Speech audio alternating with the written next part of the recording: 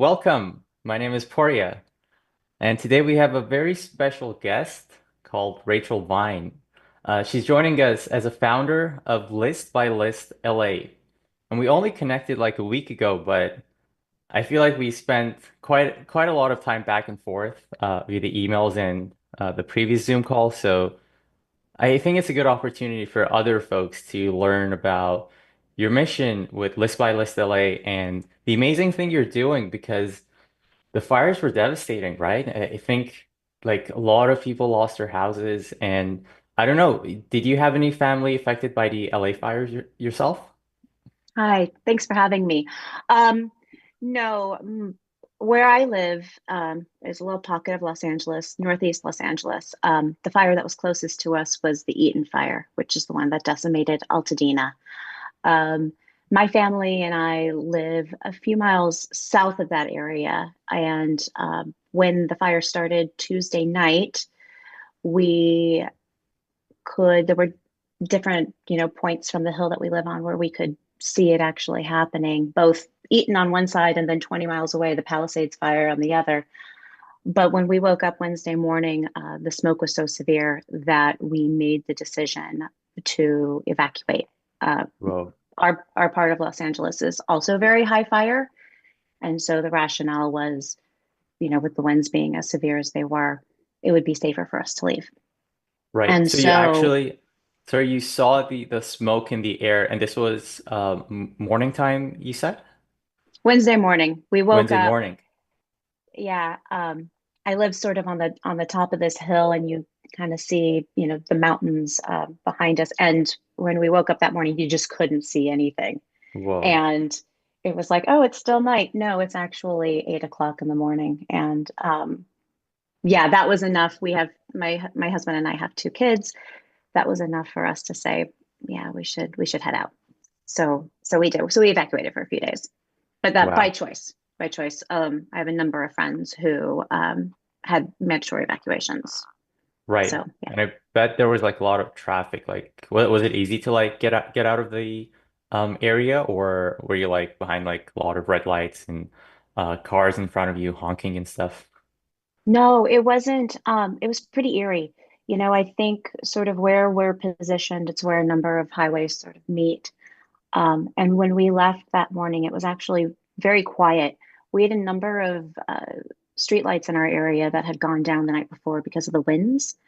And so it was, I mean, I don't know, in a way that was one of the eeriest things that stays with me is just how calm the streets were for, all the smoke that was around and the fact that, the signals were out and we just sort of got in our cars and we headed south to a cousin's house.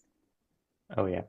It's I had a different experience than you. So, for context, I'm in Vancouver, and like how I learned about the fires, I was on my phone scrolling on Instagram, and then I saw a post like, fires broke out in the Los Angeles area, and I feel like that's what it was for a lot of people. Even though my sister lives in near Orange County, but Mhm. it wasn't. Yeah, I don't think we experienced what you did, like seeing the smoke and all of it. And I bet that's something you're always going to remember, right? And um, it, okay, walk me through what happened. You come up, you go to your cousin's place. The fire is still happening. Um, wh when do the mothers come into play? Because I know you're part of the larger volunteer organized movement by mothers in the East Los Angeles. When does that happen? Like, how do you meet them? How does it get formed? If you can share a little bit more about that. Sure.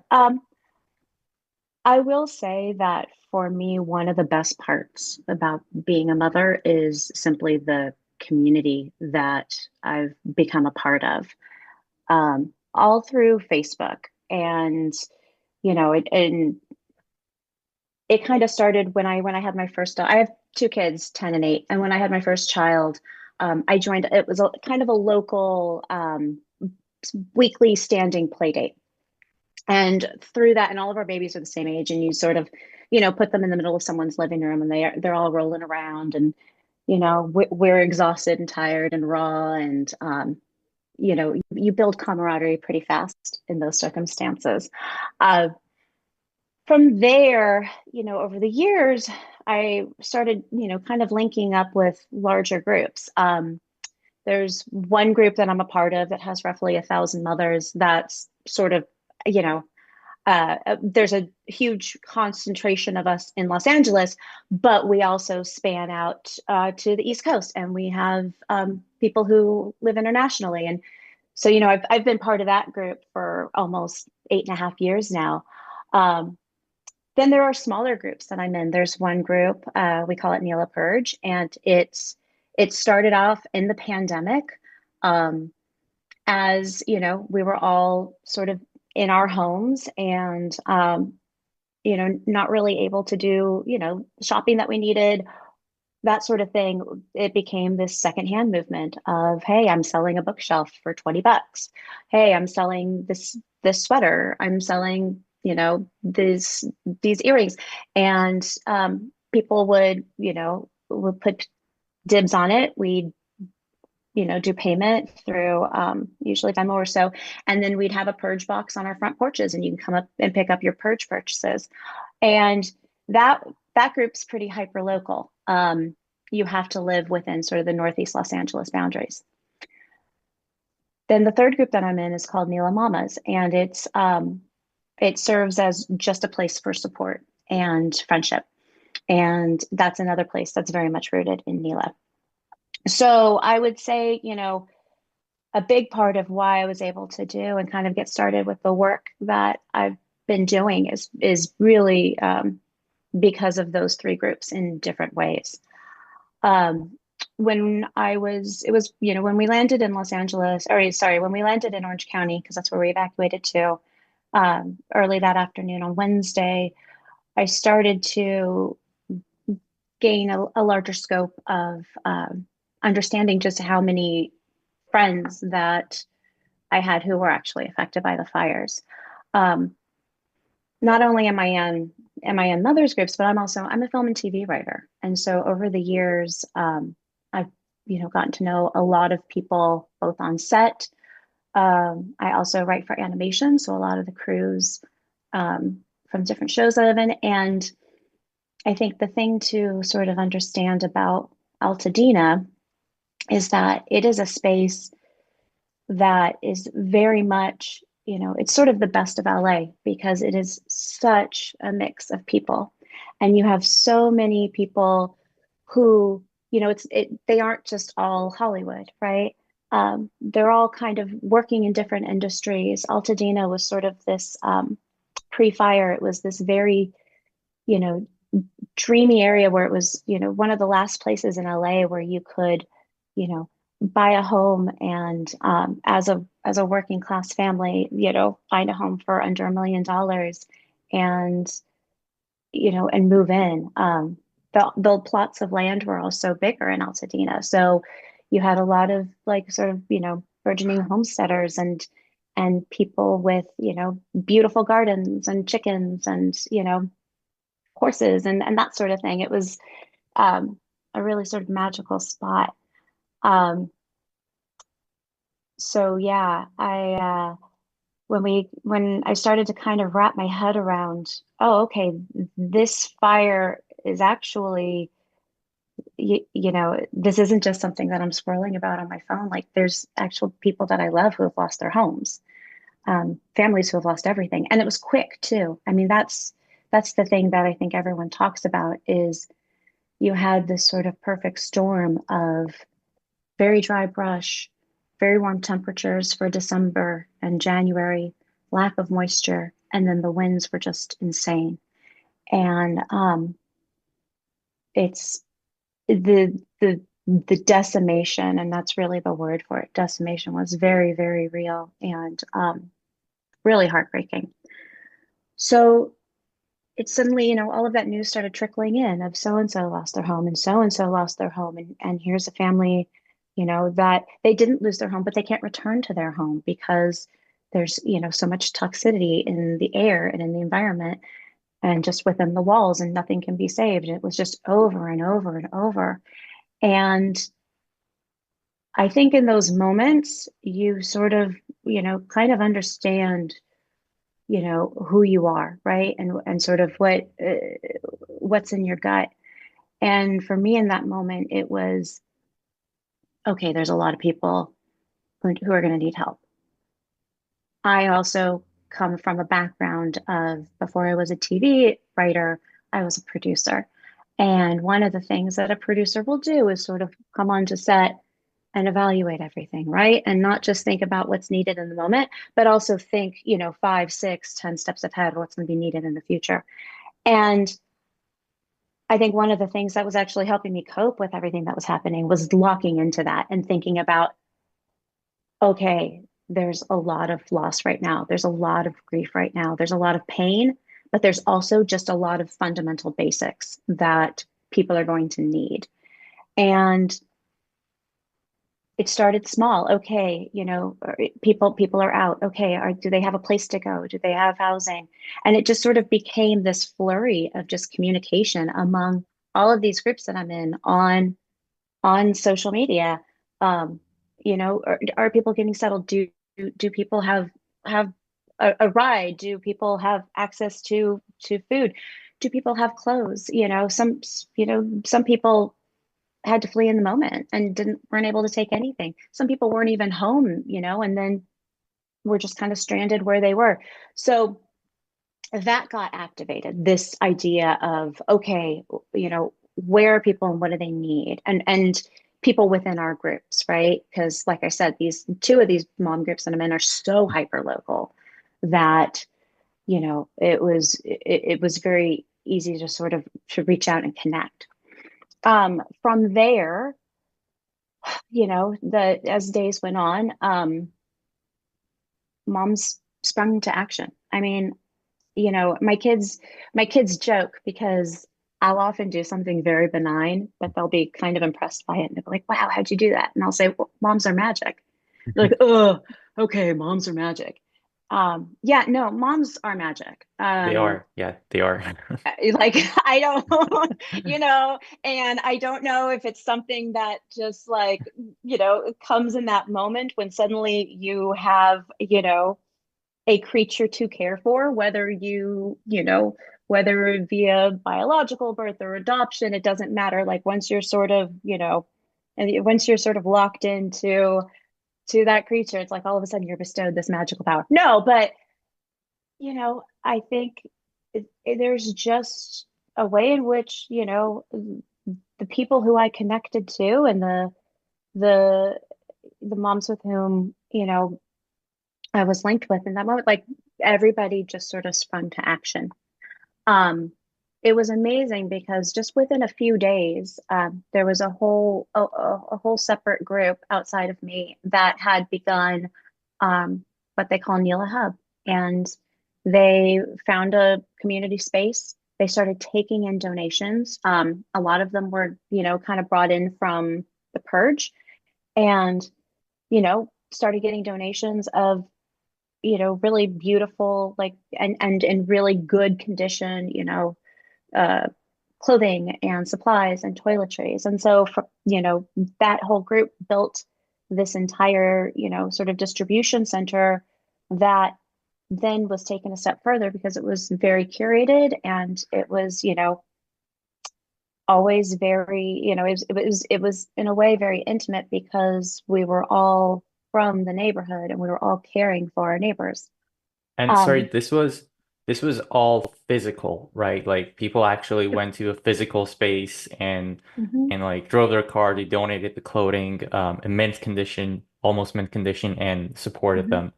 Um, Yeah. And that was yeah, that was all done, within the span of a few days. And wow. it went so well that the hub was actually able to find a location that I believe will be in existence until July for specifically for people displaced by the fires. Um, and so, and that is a physical space. One thing that was happening to me as that was going on, I had sort of separate and in my own zone, I had a dear friend who lived on the west side of LA who was seeing, because at this point on Instagram, I was posting all of the GoFundMe's for everyone I knew. And And it was sorry, just, I oh, think yeah. we'll probably share it, but what is the Instagram page that you're talking about? What's the Oh, username? So, no, it's just my personal oh, your Instagram. personal. Okay. I thought it Yeah, was for the list by list LA. no, I don't actually have an Instagram for List by List yet. No, this was just on my personal Instagram, which I keep locked down because of just yeah, Yeah. because yeah, I mean because the world. No, but on my personal Instagram, I was listing, in stories. It was just, story after story. It was all of the GoFundMe's of people I knew and how I knew them. And I had a friend reach out and she said, "Listen, I have a group of donors who want to clear wish lists. Do you have any of the people that you're posting about? Do you have any of their wish lists?" And And sorry, what is a wish list for people who might not know? sure, I mean, the best way that I sort of describe it is like a registry, right? Thinking about people who had to flee, could only, could take very little with them. Um, these are the things that you either kind of need in this moment or things that you might need in the future, right? And so I don't even think, at that point, it was, that was sort of the thing that I was realizing was that, in that moment, I don't think anybody knew what they needed. They were still processing this massive loss and holding all of this grief. And, for a lot of people, they were also parents. And so they were having to hold the grief for the children as well. Um, so many people didn't know what they needed in that moment. Um, so it took a second and I, had sort of started reaching out to people. And then slowly some, friends who were displaced were like, well, actually, this is how I do process grief. I get in there and I start thinking logistically.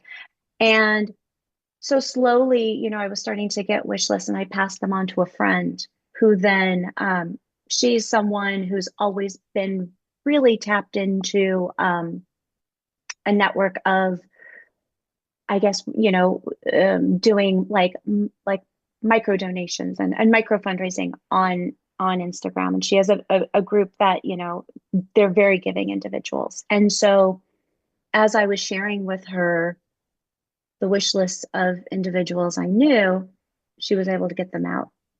And that was amazing for those first couple of days, right? But what I started to realize was, okay, again, a lot of people still don't really know what they need quite yet. B, a lot of people are still in temporary housing. So even if they had a sense of what they needed, how could we get that to them? Where would they put it? And people still are. I mean, look, people are still shuffling from place to place. This is not a linear process by any stretch. Um, but I started to, again, kind of dialing into that producerial type of me. It was like, okay, this is actually something that could really be beneficial. And I don't think it'll actually be beneficial for another week or two because again, it's once people are going to start getting into their sort of longer term housing as they start um, kind of reconciling, what they've lost with what they need. Also thinking about, in this immediate moment, what's helpful now is cash. What's helpful is GoFundMe and Venmo, um, Mhm. giving people financial resources. And then what could be helpful later is the supplies so that they can preserve those cash resources. This was sort of the thing that I think was sort of sitting with me was understanding, LA was already in a housing crisis before the fires, right? Now we have, you know, thousands upon thousands of displaced people on both sides of town. Um, Add to that, the, inflation levels of just, where we're currently at in the economy.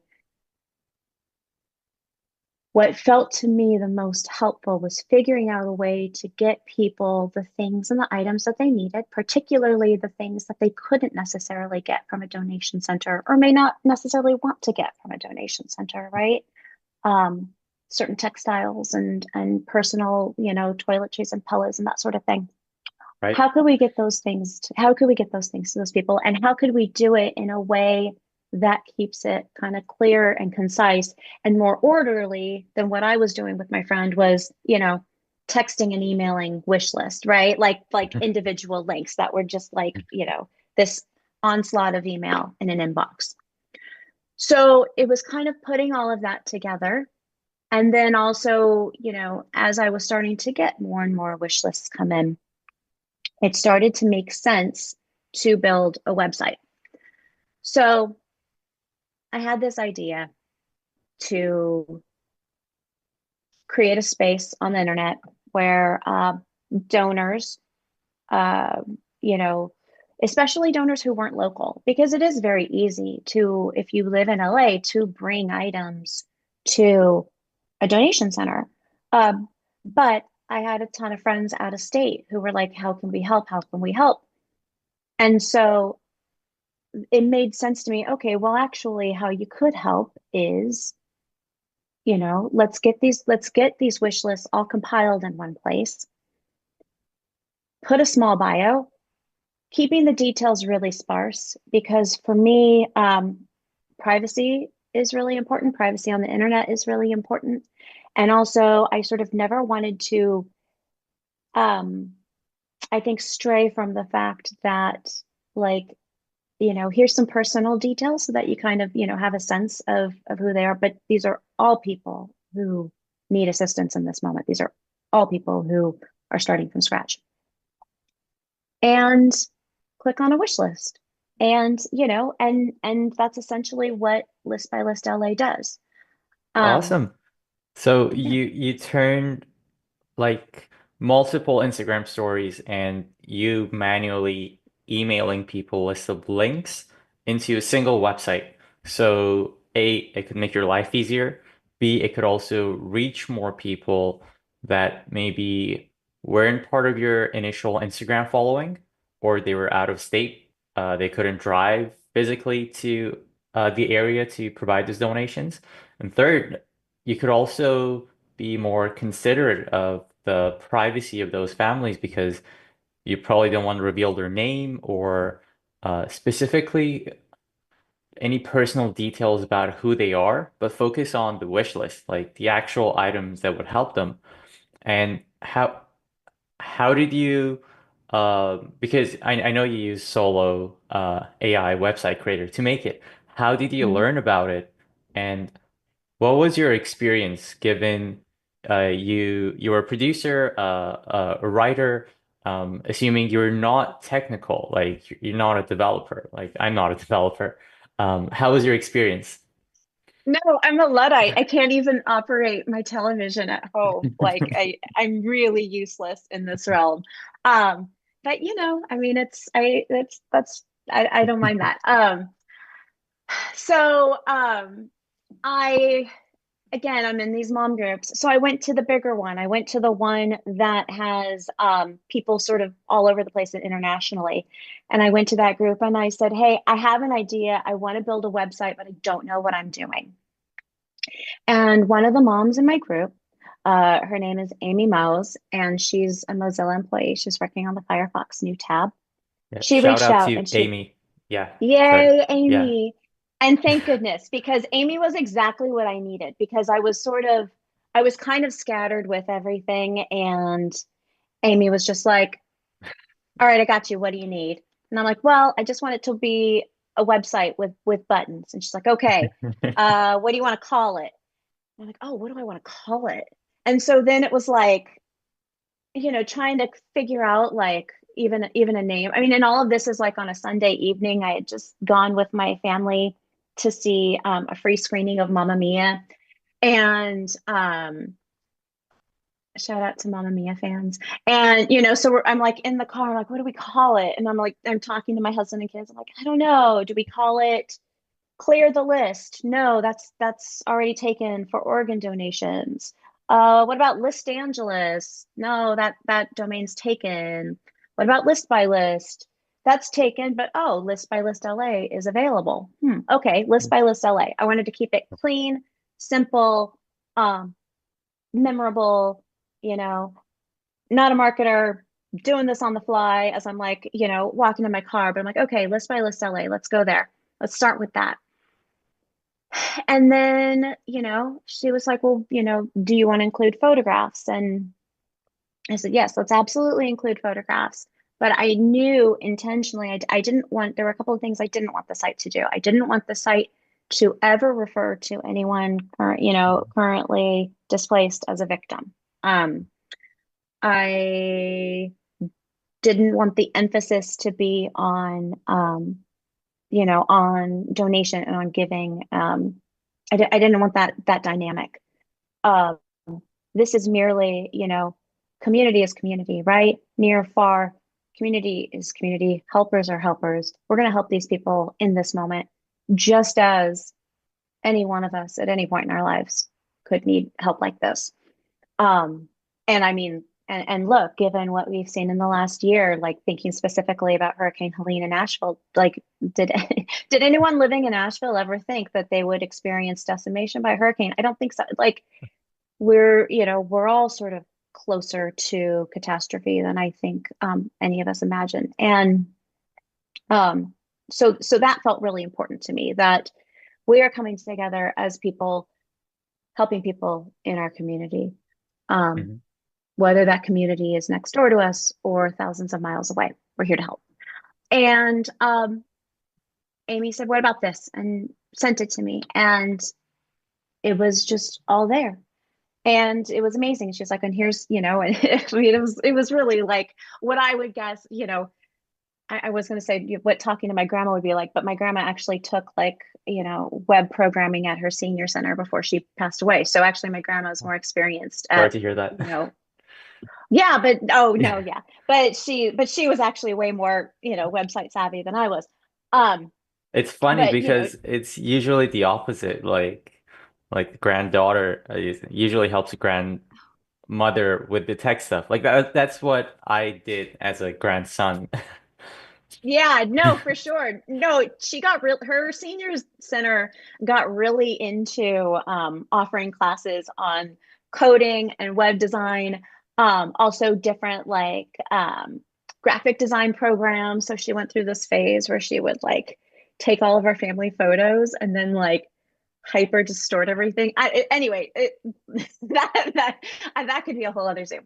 But Amy, logged me in, then kind of handed the reins over to me, and I was so grateful because it was so the sort of editing aspect of the website was so easy for me to and so clear for me, and I was so easily able to wrap my head around like, oh, okay, and this is I'm just plugging information here, and okay, this is clearly a website that where I'm meant to share what the services are for my business, but actually if I tweak the contents, this works really well for my intentions.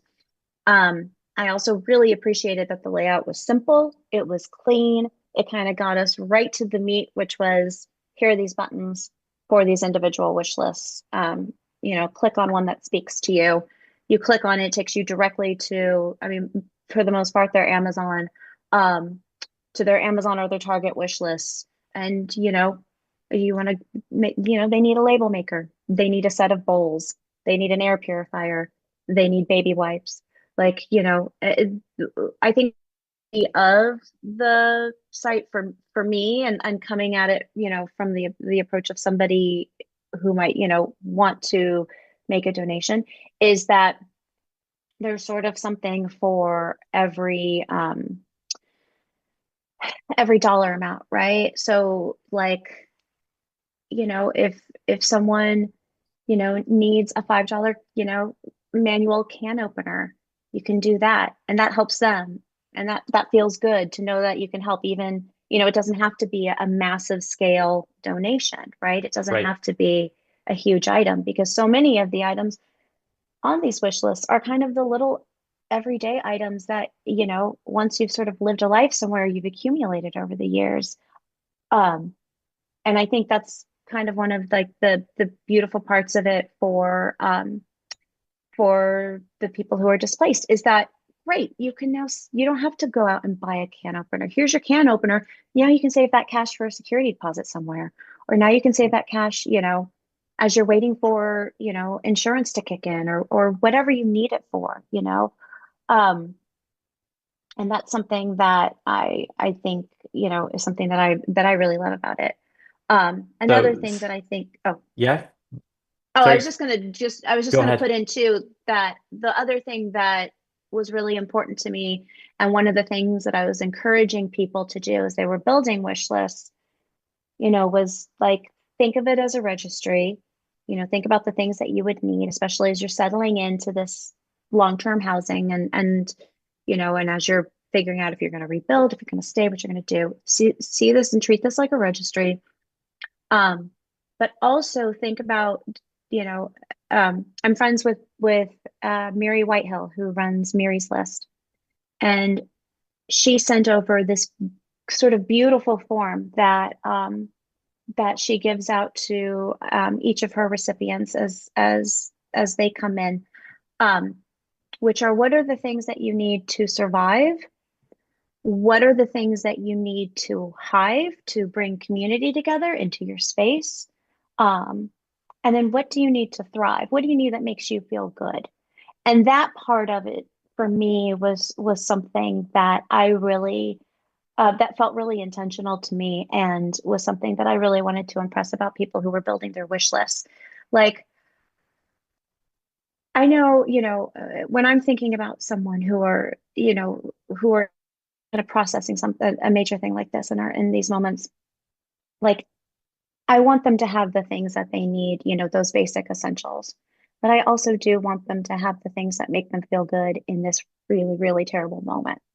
And, whether that is like a hand lotion, whether that is a musical instrument, whether that is, you know, like a stuffy, whether that is, a really comfy cardigan, like just those things that do in this moment instead of hand weights because working out feels good. Like that part of it felt really important to me. And that was something that I was, also sort of encouraging people to put on, not just those essentials, that you need to survive, but what are the things that you also need to thrive?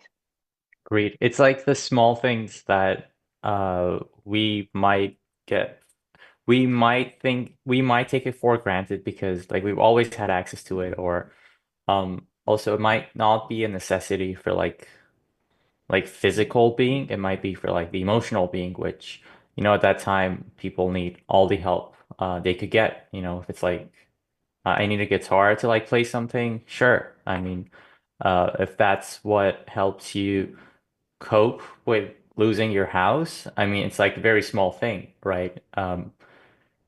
Yeah, it's the little things. And people who want to see these wish lists and who want to support these families, what's the website they can go to? So the website is listbylistla.com. And that'll take you directly to the website, List by List LA. And it's all there. It's all one page. You get a little bit of background. The website is sort of it's Eaton heavy, I would say. These are everybody so far. The wish list that I have posted are from people affected by the Eaton fires. Um, and that just sort of came out of the fact that those are people that I know and know well because that's my community. Um, so it gives a little bit of background on on what happened, what was lost, and then sort of just gets into the wish lists, and then there's a place to reach out to me whether you have questions or from the donation side, or if you're someone who's been displaced and you'd like to include your wish list, you can reach out to me. Um, and if you go through and you see, the pop down, who runs List by List LA? It's just me. It's right now, this website is just me. Um, I don't know if it will, if it'll need anybody else because it's fairly straightforward. Honestly, you know, everybody on the wish list right now is someone who either I know personally or there's one degree of separation. So like that, sort of vetting and vouching process is very easy. Um, and look, my hope is that we get more wish lists in because my hope is also that we get more donors and more people who are looking to help. My biggest fear is this idea, someone mentioned it's more this the concept of the disaster after the disaster, right? Um, and as news and media sort of starts to cycle away from the fires, like my concern is that all of these people who are finally kind of reckoning and sort of able to come up for air after processing everything that's happened, and then they look around and there's no support. Like that's my biggest fear, and that's something that I'm trying to with this website, um, trying to avoid. And it's a big part of why I'm starting to kind of make the big push for it now, because now we're a couple weeks out. Again, we have more people who are starting to settle into longer term housing, and now is the exact time that people are like, oh, right, there were fires. Yeah, well, I'm already on to the next thing because of X, Y, and Z that's happening all around us. And there's plenty of X, Y, and Z happening all around us. But there's still people in that community True. who need help. And I want to make sure that we're there for them. But at the same time, my hope is also that this website doesn't need to last very long. My website is there, my hope is that this website has exists for a couple of months, and then and then the need for this sort of immediate support is lessened as people start to sort of get settled. That makes sense. I hope so too, that your website will be shut down super soon. Thank I you. know. Yeah. It's a weird wish to have, but no, I would love for this to make maximum impact, to help a lot of people, to have a lot of reach, and then be able to, turn off the lights at the end of the day. And For sure. yeah. Yeah, and I hope people watching this would go to listbylistla.com at the very least, read the stories, and better yet, click on the wish list and see based on however amount that you could to support the families, because every little thing matters to them. The smallest thing that we've taken for granted. I'm looking to see if there are any comments from people. That if we can answer. And Andy, just remind me if I'm missing something.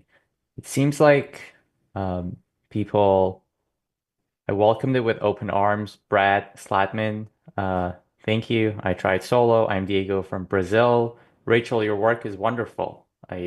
Diego Leisman. I hope I pronounced that right. Um, I don't want to keep you holding much, Rachel. It's it was an interesting perspective. As I said, my experience with the fires was totally different from yours, and I feel like a lot of other people and a lot of people in your area were also affected, but they didn't take the initiative maybe to do something about it, right? To support the other family. So kudos to you, and it was wonderful talking to you, Rachel. The best of Thank luck. you so much. And thank Yeah, you to your team. I mean, you've been so invaluable with, the times that I have, when my Luddite sensibilities have come out. You've made yourself, you personally, you've made yourself so available, and I'm really grateful, yeah. especially, Happy to it's help. such a thing. It's such a thing where it's like you want to get people who are interested in donating, you want to keep them there, at the site and make sure that it's easy for them, because it can be, so easy to get distracted. So I've always really appreciated the support that you offered. So thank you. Yeah. Thank you so much. And Th- thank you for your time as well. And you have a wonderful rest of your day and best of luck. Take Thank you. care. Thanks so much for Bye. watching. Bye.